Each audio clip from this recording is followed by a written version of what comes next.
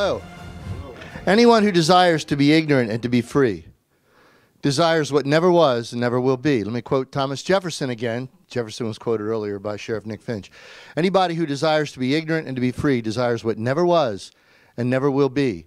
And interestingly, Sheriff Nick Finch said something in his presentation that that my talk is all about, which is you need an informed citizenry. He said that. He said if you're going to survive this, in his remarks, you need an informed citizenry, and you need to be informed yourself. Folks, I'd like to thank Sheriff Richard Mack, and I'd like to thank Sam Bushman, and I'll thank Sheriff Rogers and Sheriff Finch, Sheriff Christopher, and all of you. I commend you and thank you for your participation here today. You could be doing something else, but you're not. You're here because you care. And it's always a great privilege to be with people who care about their country and about their country's government.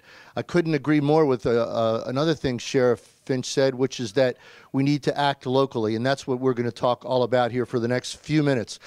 I don't pretend, by the way, that I'm going to actually tell you things that you don't already know. You're a very erudite group of people, and you operate in a lot of official capacities, and you know a lot of things that I don't know. Oh, by the way,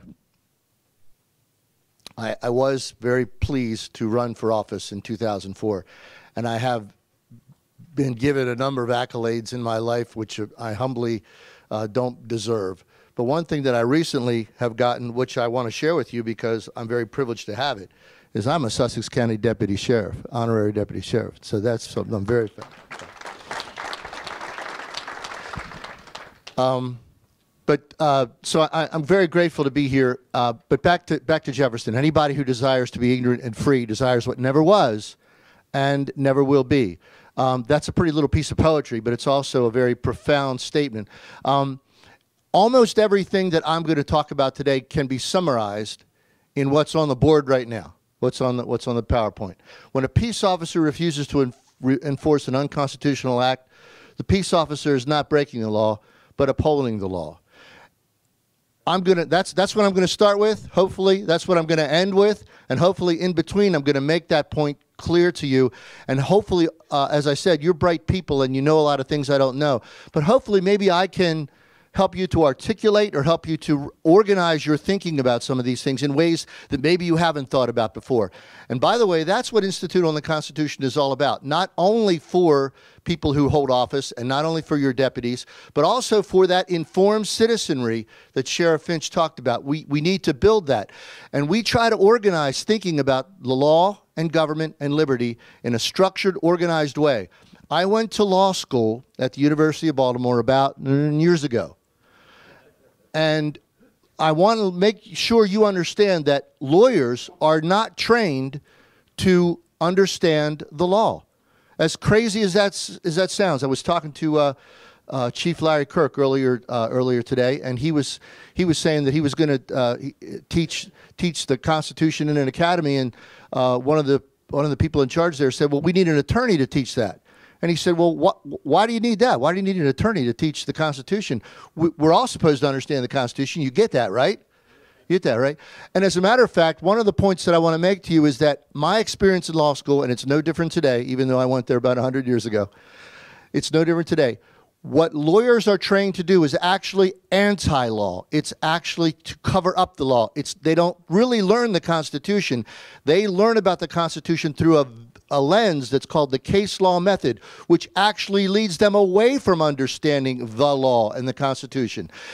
We talk about this in our course, and I'm going to say some things kind of in shorthand today because I do feel pressure of time. But what I want you to know is that the concepts we're talking about today, you can understand more broadly and more deeply by availing yourself of the courses and materials that we publish. And please see Jake or me about that, okay? When a peace officer refuses to enforce an unconstitutional act, the peace officer is not breaking the law but upholding the law. I'm going to try to make that case to you. Can I ask just as a demonstration, would you four just please stand up here, please? You four right there. I appreciate it. And would you just turn and face the crowd and hold that up? And would you all hold this up? I want to make a point about what law is and what law isn't. What these folks are holding up showing you is the Declaration of Independence. I printed it out on 4 pages. I made the type big enough so it would spread out on 4 pages. As you can see, they're color-coded, right? And I did that for a reason. Those blue pages those people are holding is most of the document. Fully, almost 3/4 of the document of the Declaration of Independence is a list of complaints. Yes, sir, it's a list of complaints, a list of grievances that our founders had against the king and against Parliament. So most of the document is just a list of complaints. But let me ask you this question. If you've got a list of 28 complaints against the king, but the king is the lawgiver, that is to say, whatever the king says, whatever comes out of the king's mouth is the law. No appeal. The king's the law. Then what does it matter how many complaints you have? You can have 28 complaints. You can have 1,028 complaints. You can have 8,028 complaints. What's the difference if you're talking to the lawgiver, right? So that's what makes what they did on this very first page, this gold page, so very, very important. What they did was set forth an argument that said the king's not the ultimate lawgiver. It would be like today saying the Supreme Court doesn't make law. Did you get that? It would be like today saying the courts don't make law. There's a lawgiver above the courts. They were saying there's a lawgiver above the king. You folks can sit down. Thank you very much. Just lay those right there. I'll get them in a sec. I want to talk about this gold page for a couple of seconds here, for a couple minutes, okay? Because what they did on this gold page was crucial. Otherwise, if they hadn't said these things, then that list of complaints would have just been lost to history. Just a list of complaints. What they said here was vitally important, and it was so important that somebody in your youth taught you to memorize it, because when I start saying what they said, you're going to repeat it with me because you already know it. Because somewhere in your youth, some teacher or some parent knew that you should memorize this. They said, we hold these truths to be self-evident. First of all, they referred to the law of nature and nature's God as their source of authority, quoting Blackstone. We'll get back to that, okay? They said, we hold these truths to be self-evident, that all men have evolved equal, right? Is that what they said? Is that what they said? Just seeing if you're awake. They said that all men have evolved equal. No, they said all men are created equal. That's a very, very different thing with very different consequences. Hugely different consequences. They said that all men are created equal. What do you have to presuppose? I'm going to use the term presupposition here. It's just a lawyer word. It's a big word. That means the givens, the things that you take for granted, the things that you take as true before you even begin a conversation. And by the way, the gentleman just said self-evident, which is also true. They said that these truths are so patent, so clear, so transparent. We're not even going to submit them to argumentation. We're just stating them because they're self-evidently clear. And by the way, if they're self-evident, means they're objective to you and me, doesn't it? It means they're outside of us. Doesn't depend on how you feel or I feel or she feels. These things are objectively true, and they're self-evidently true. So if they said that all men are created equal, what do you have to presuppose to make that statement? There's a creator God. Otherwise, isn't the statement nonsensical? There's a creator God. Then they went on, they said our rights come from him. That they are endowed by that creator with certain unalienable rights. And unalienable means they can't be taken away. Now, they can be tyrannized and they can be oppressed. We know that. We've heard stories about that today. But they can't be alienated from man precisely because of their divine origin. Okay? All right, so point number one, presupposition number one, there is a God. Presupposition number two, you can go to the next screen for me if you don't mind, please. Presupposition number two, our rights come from him. They're not privileges of government. Next one. There is a God. Our rights come from him. Law and rights are part of his created order. And then they said the purpose of civil government. Now, this is interesting. If somebody walks up your driveway or calls you on the phone or sends you a piece of mail and they want your vote because they're running for office, they want your money or your vote or your support or something, a very fair question, I think, to ask them is, what's the purpose of government? Pretty simple question. It's kind of so straightforward it can sometimes be a stumper. What's the purpose of government? Well, you're going to get, in this day and age, many, many different answers to that. You'll have, and I've had this. I've had somebody walk up my driveway, and I asked them this question. They were running for state delegate position. And they started talking about how we have to do for people what they can't do for themselves. And they started talking about all these socialist kind of things. We have to provide the infrastructure for the state. Oh, and I love the one that when they say we have to take care and provide for the children of the state. And I said to the guy, the state doesn't have any children. God gives children to moms and dads. That's not in there. The state doesn't have any children. The state's never even been pregnant. But let's go on. All right, so what did Jefferson say the purpose of civil government was? What did he say in the Declaration? He said, to secure these rights, governments are instituted among men. So therefore, the purpose of civil government is to protect God-given rights. It's not to make sure your seatbelt's buckled. It's not to make sure you're wearing your helmet while you're riding your bike. It's not any of that stuff. It's to protect and defend God-given rights. And that's what you swear an oath to when you took your oath of office. So let's review, class, if you will, with me. Thanks for your indulgence with me. I appreciate it. And I hope I'm not yelling too loud. I apologize. Just give me one of these if I'm doing that. There is a God. Our rights come from him. The purpose of civil government is to protect God-given rights. Please just say that with me. There is a God. Our rights come from him. The purpose of government is to protect God-given rights. What you just expressed is the American view. And that's the name of our website, by the way, the American view of law and liberty in government as expressed in this Declaration of Independence, as expressed on this first page. Now, let me tell you one more important point that you're going to need to know, because as we go on, this isn't just a fancy philosophical statement. This is the law. What you just described, what you just recited, is the law in America. The U.S. Code calls the Declaration the organic law of the United States. Anything that's not in keeping with this organic law of the United States, they might call it law. It might look like law. In law school, we would have said it was done under the color of law. It might smell like law. You might get punished for not obeying it. But folks, it's not law. It's not law if it's outside of this purpose, if it doesn't recognize and it doesn't in keeping with God's law. I talked about Blackstone a minute ago. Blackstone made this point. And William Blackstone wrote something called the Commentaries on the Laws of England. He was very influential during the time of our founding. I think he died in 1755. His writings were very influential in the formative years of our founders, and they quoted him very often. And he said this, he made this point, and I'm going to do another little illustration to make this point. Suppose Sheriff Christopher, Sheriff Rogers, let's say Sheriff Christopher and Sheriff Rogers are having an argument about how wide this podium is. One of them says it's 27 inches. The other one says, no, it's 32 inches, right? And we asked Sheriff Mack. They asked Sheriff Mack to judge between them. He's going to judge the matter. When he comes up to judge the matter, what does he need to bring with him? He needs a ruler, of course. He needs a standard. He needs a fixed standard. He can't come up and say, well, it seems about an arm's length. No, he needs a fixed standard that's recognized. Now, here's what Blackstone said about the fixed standards of law and government. He said that if any law was outside of this standard, and by the way, Jefferson quoted him, calling it the law of nature, nature's God. He said, if anything that man wants to call law, he called it municipal law. If any municipal law, that's our constitutions and our statutes, anything man makes. If any municipal law doesn't reconcile with this law, then it's not law. It's not law. And in America, that's an eternal standard, by the way.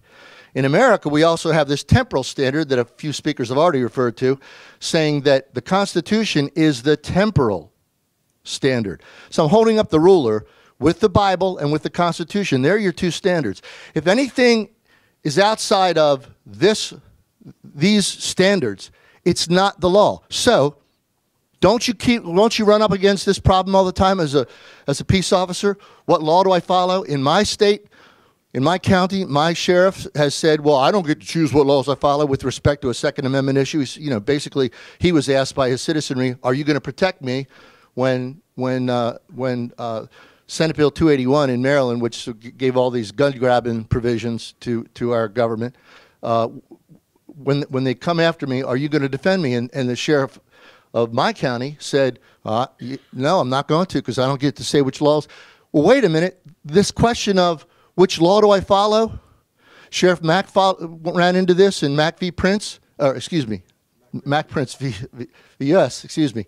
And the Judge John Roll said in that case, the sheriff was forced to choose between the act and his oath. He didn't say the law and his oath, because it wasn't law.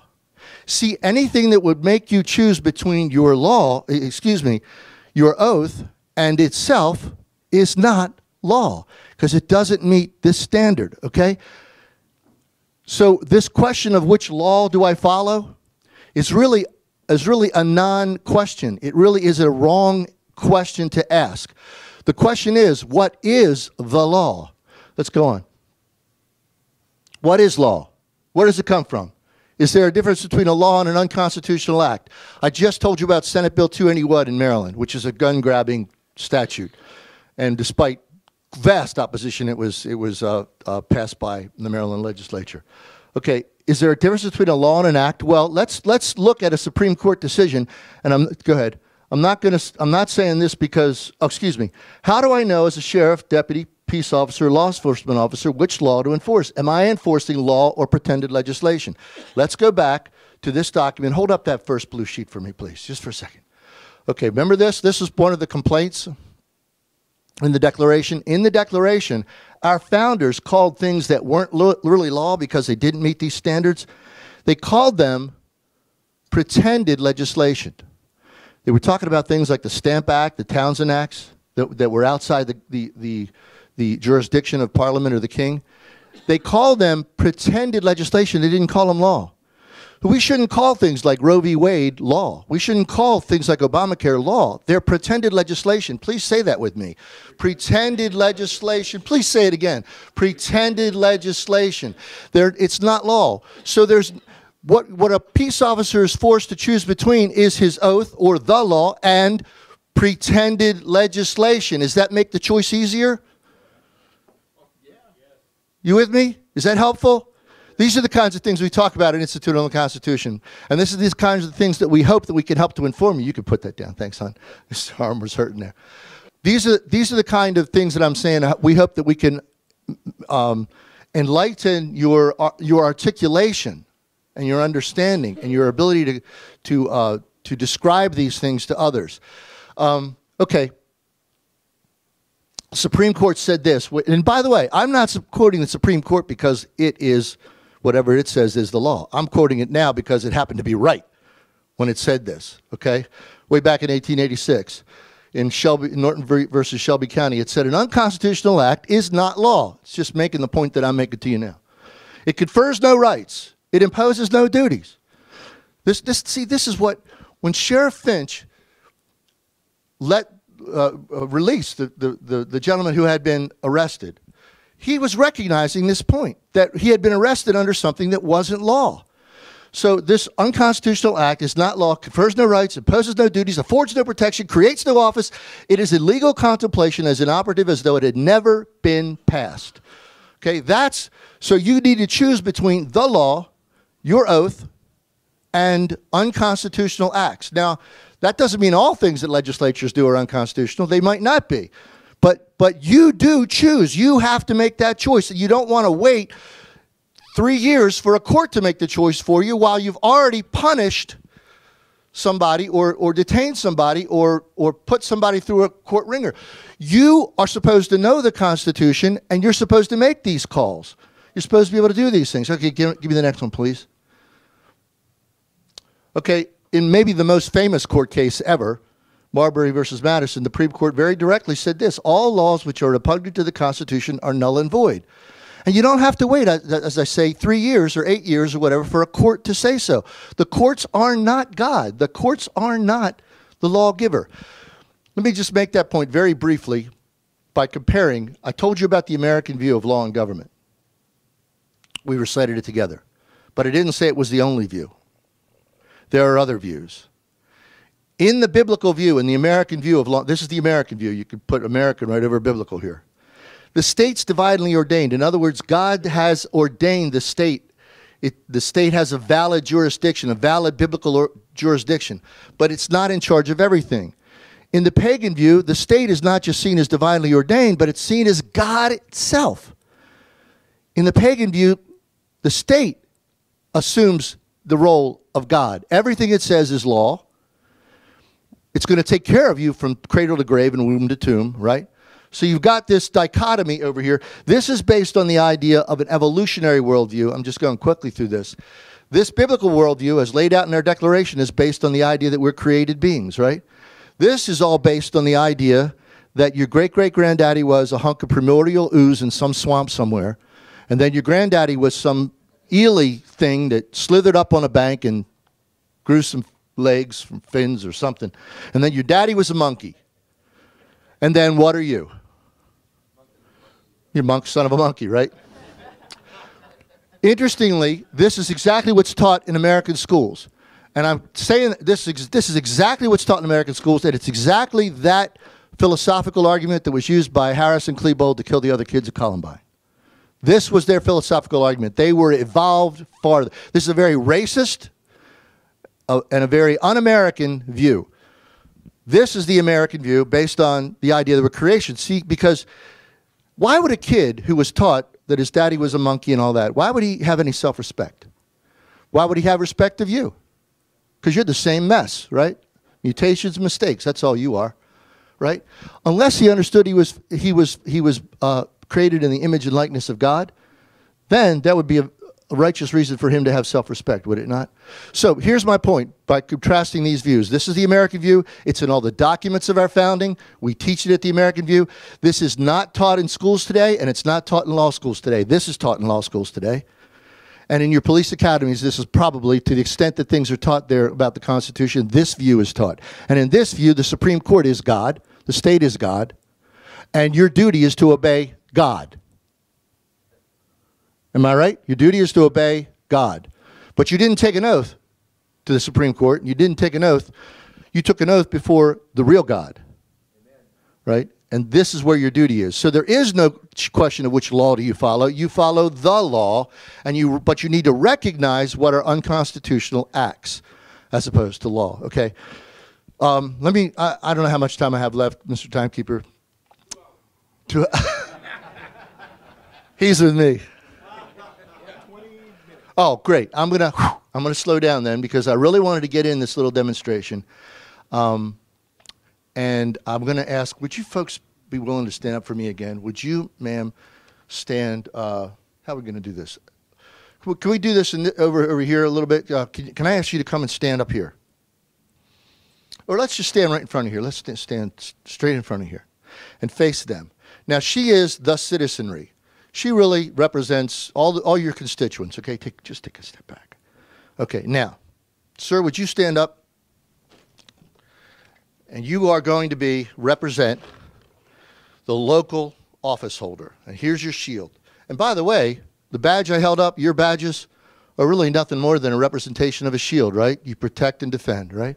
Would you stand in front of her? That's it, just right in front of her. And I want to just create this image in your mind that he is the sheriff. And in my example, he's the whole local government, including the sheriff. He's the county council. He's the mayor. He's the local level of government. And his job before God, he's taken an oath before the Creator to protect and defend the citizenry from all unconstitutional acts. He is interposing on her behalf, on our behalf. And he's local. And I agree again with Sheriff Finch, who said that we need to concentrate on local things, okay? So he's this local protector. Now, sir, would you stand up, please? This gentleman represents Sheriff Matlack, excuse me, Sheriff. He represents the state level of government. So think of it like an arc here from the local government protecting this citizenry. And think of this as just a larger arc, okay? He represents the state legislature and the governor, in the governor's office, and he represents the state level of government, and he has a larger jurisdiction, but really he's doing the same job, supposedly. His shield, if he had a sword here, and by the way, we usually, when we make these demonstrations, have swords and shields, but I couldn't fit all the swords in my suitcase, so, so he's representing with his sword. He has the power of the sword, right? That's what God gives civil government, the power of the sword, right? And so he has a sword, and he protects. Now, sir, would you stand up, please? This gentleman is national government. And thanks for doing this. I'll make it up to you. All right, now he represents, actually, the president, the Congress, the Supreme Court, and his job also, though, is to protect and defend in a wider sphere. He's supposed to protect the borders, and all of these people have the obligation to administer the justice system, as do you, because that's civil government's job, but in accordance with God's law, not accordance with the Supreme Court or Barack Obama or some elitist or nationalist group like the New World Order or anything. They're supposed to do it according to God's law. This is the American view, by the way. What I'm telling you is the law in America. It's not just my opinion, okay? Now I know we don't live there now, but this is why we're talking about it, okay? Now, because an earlier speaker said power corrupts, I think as Sheriff Christopher said, and quoting Lord Acton, power tends to corrupt, and absolute power corrupts absolutely. So what is it in the nature of man, the fallen nature of man? What is this guy going to do? He's going to turn around and take his sword, and he's going to brandish it against these people. Now, even without authority, he's going to send his FDA regulators in, IRS, DHS, right, BLM, whatever. All these people who, by the way, don't have any authority under the Bible, and they don't have any authority under the Constitution, do they? Because they're not in Article 1, Section 8, are they? So that they're not the law, are they? Right? They're unconstitutional acts. Now, he's driven, because of his fallen nature, to use his authority and use the full power and authority that way. Now, the governor should stand here and go, not in my state. I'm sorry, not in my state. You could take those DEA regulators or whatever, and the reason he's able to stand here firmly and say, not in my state, and interpose, first of all, nullify and then interpose. The reason he's able to do that is because he knows the law. He knows where to stand. He's got a place to stand because he's read the Constitution and he's read the Bible, and he knows what civil government's limitations are, and he knows what the Constitution says. And if it ain't in there, the 10th Amendment tells you if it ain't in there, they don't have it, right? So, and he knows that. So he's solid. He knows that he's standing right. But it's still very hard, is it not? It's still very hard because he's got all this weight and authority and money that they've already stolen from her and sent up the line to him. And by the way, he prints it if he doesn't have enough, right? He just prints it. And now he uses that money to buy off this governor and this state legislature with grants, and to buy off this local government with grants to filter through. And what do these local governments pay for those grants?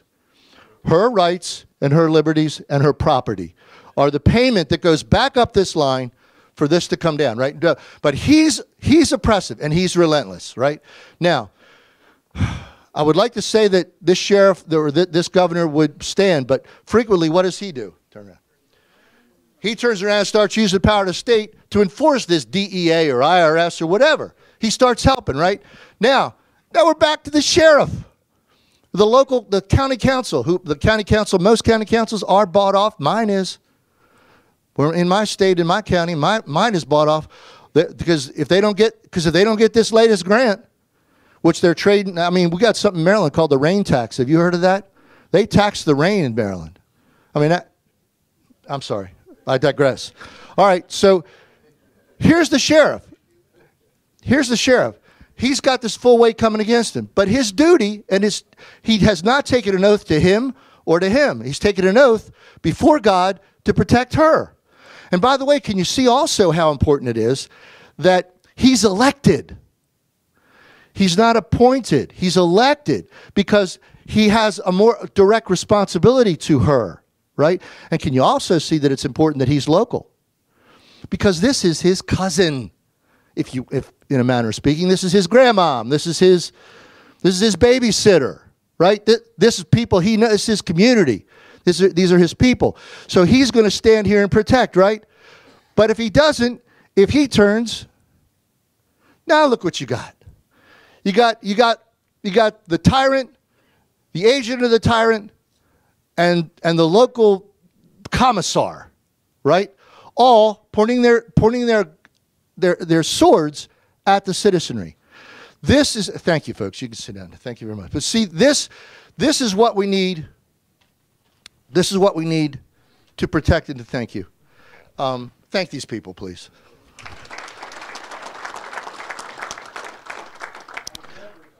But do you see the vital importance of knowing where your oath is, what your oath is to, and what your job really is? And do you see the importance of the elected sheriff and the importance of doing what Sheriff Finch said, which is we have to begin locally? I can't really control, and you can't really control, what's going on in either Barack Obama's mind or his predecessor or his successor. It doesn't matter. That national, I can't control Nancy Pelosi, and I can't affect anything that she does, but I can get my sheriff on the phone, and I can get my county council on the phone. And can you just, if I have one more minute, let me show. Oh, sorry, got it. Let me show you what happened in a county close to me in Maryland. Go ahead. I made the point: pretended legislation is not law. Let's back up just for a second here, because I want to make the pretended legislation is not law. Let's just review this again. From the Declaration of Independence, this is the sentence I was referring to. He, George III, has combined with others to subject us to a jurisdiction foreign to our Constitution, unacknowledged by our laws, giving his assent to their acts of pretended legislation. Say it with me one more time. Pretended legislation. Don't call these things law.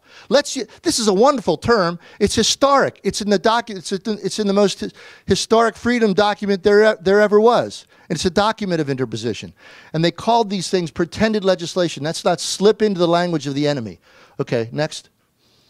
So it logically follows that it would be unlawful to enforce pretended legislation or to be in any way complicit in its enforcement. Logically, legally, local elected officials who are sworn to uphold the Constitution are duty-bound to protect the people under their care from those that would wrongly enforce that which is clearly not the law. Pretended legislation is a violation of the law. Next.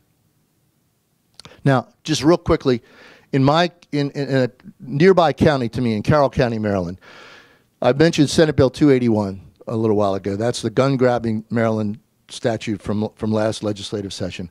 This is Commissioner Richard Rothschild, a county commissioner, local officer, obviously. He put together something called the Second Amendment Preservation Resolution. Go ahead, give me next, please. And designated Carroll County a Second Amendment sanctuary county.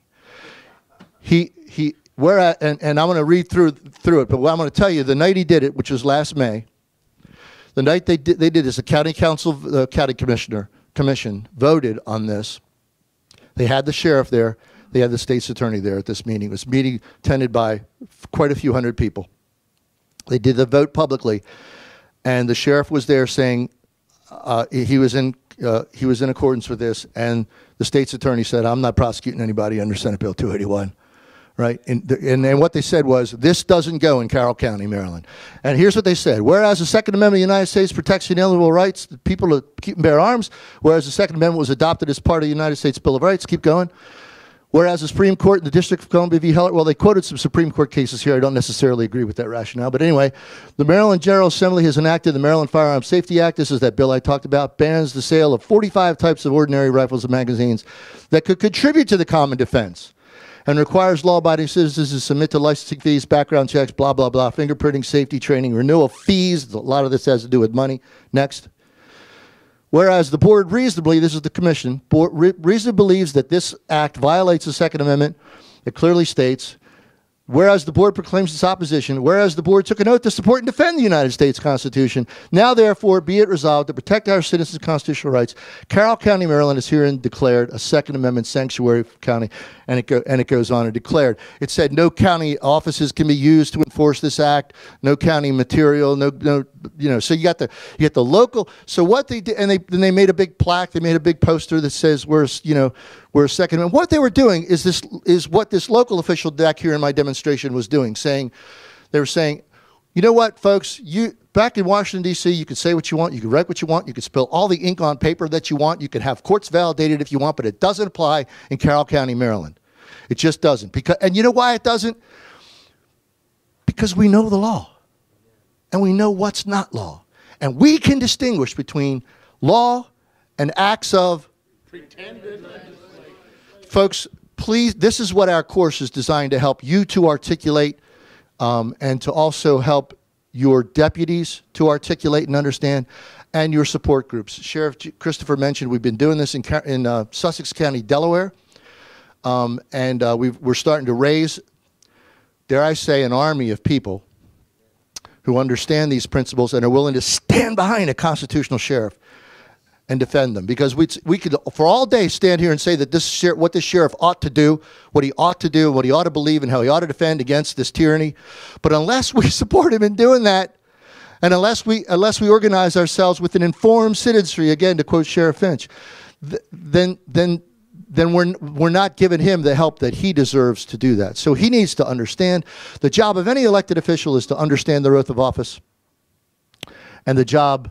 And they need to know both the text and the context of the Constitution. You've heard the president say a number of times, "I have a pen. I'll do what I want." Right? Let me just make this one other point. The very first sentence of the Constitution, folks, says, after the preamble, the very first sentence of Article 1 says, "All legislative authority herein granted is vested in the Congress of the United States." Blah blah blah. First word is what? All. And all means what? All. So if all legislative authority, that is lawmaking authority, is vested in the Congress, then how much is left over that a president could use in an executive order? How much is left over for the courts to make law? If all of it's in, see, there's a constitutional lesson right there, right? So all of that other stuff is not law and can't be law. And it doesn't matter by the way, just to hit the point on the treaty power. When they wrote treaties, and you could ask Chris Ann Hall about this, she might be able to explain it a little better. But when they wrote treaties, that treaties are the law, the supreme law of the land, treaties under the authority of the United States, they were talking about ones that already had been signed. Because remember, there had been a United States for 13, 14 years before the Constitution, right? So when they wrote the words of the Constitution, they had already entered into treaties. So they were saying those treaties already entered into are grandfathered. They're the supreme law of the land because they didn't want to renege on treaties that they had already made. That doesn't give anybody authority to make a treaty with Brazil or something saying we're going to ban firearms and have that apply. That's nonsensical. But you know what? The American people don't know that because they've been trained up away from, and lawyers don't know that. Lawyers have been taught in law schools this case law method, which says that what the court said is law. And we need to know that's not true. But for us to do our job, which is to keep them accountable to their job and support it, then we need to know the text and the context. So again, that's my commercial, if you will, for Institute on the Constitution. Please come and see us. We are ready to help you train up yourselves, your deputies, your citizenry. Thank you. Thank you. I appreciate it.